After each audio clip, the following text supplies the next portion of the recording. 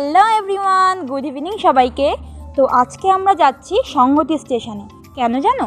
কারণ সবার মুখেই শুনেছি সংহতিতে নাকি একজন কাকু খুব দারুণ ঘুগনি বানায়।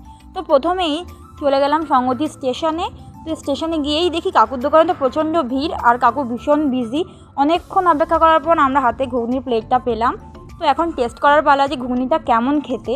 তো সত্যি কথা বলতে ঘুগনিটা ছিল অসাধারণ। আমার ঘুগনিটাকে এতই ভালো লেগেছিল যে আমি বাড়ির জন্য একটু ঘুগনি নিয়ে নিয়েছি, কারণ মা ওই দিন ধরে বলছিল যে ঘুগনি খাবে। তো তারপর বোন স্টেশন থেকে বেরিয়ে একটু ফুচকা খেলো।